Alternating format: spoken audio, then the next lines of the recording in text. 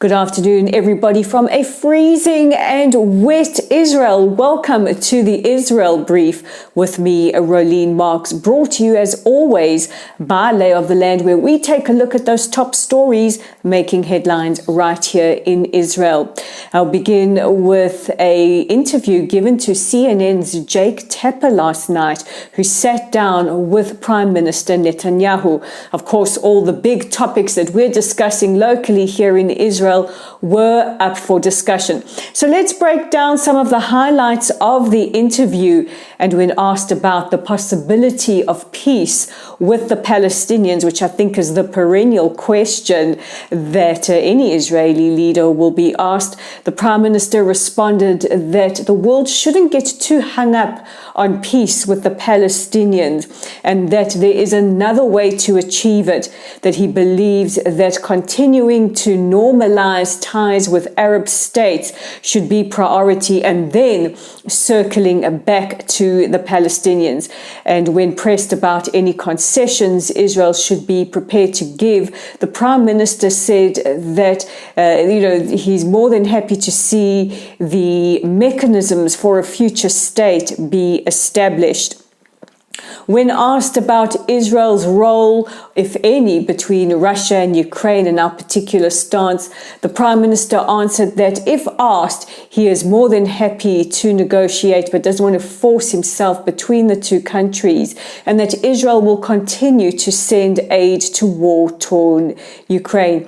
As we've discussed many times here on the Israel Brief, Israel is in a very, very precarious position between two major allies, both with sizable Jewish communities, and we have Russia very, very strategically placed on our border with Russian troops there, and any action that we take against the encroachment of Iran has to be done in coordination with the Russian troops there so that none of them are caught up in any kind of crossfire.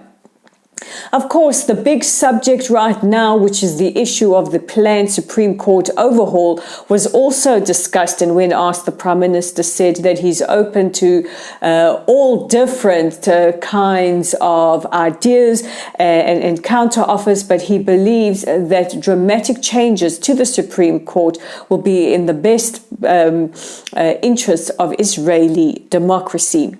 Now, staying on that subject, while the Prime Minister might have said that to Jake Tapper, the answer was very different to Supreme Court President Esther Hayut.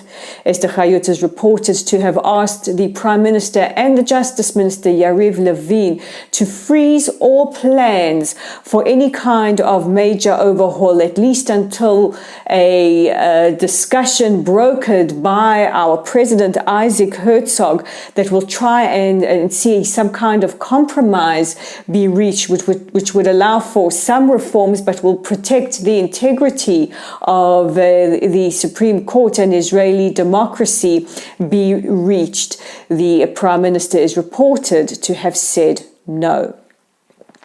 In other news, yesterday, 2 Israeli soldiers were moderately injured while they were hit with a car while crossing the road at Tapuach Junction.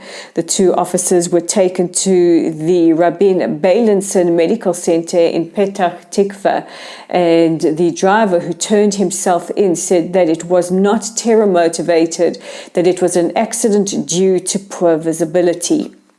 And finally, I'm sure so many of you would like to join us in wishing a very, very special, almost centenarian, a huge Mazel Tov.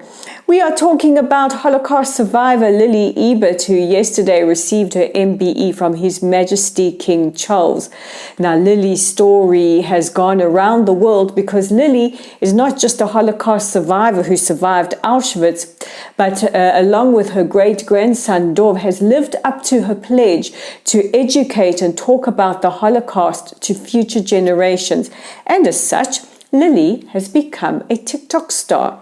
She's also the co-author of the novel Lily's Promise, which tells her life stories and is a must-read for anybody with an interest in history or Holocaust education, and also just for any human who needs to bear witness to the heinous crimes that Jews suffered during the Holocaust.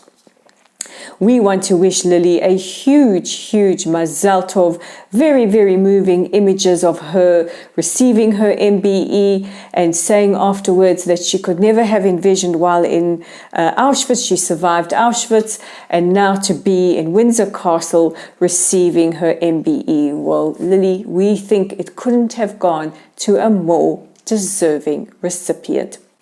And that brings me to the end of today's news update. But don't forget to check out our website at www.layoftheland.online, our Facebook page at Lottel site.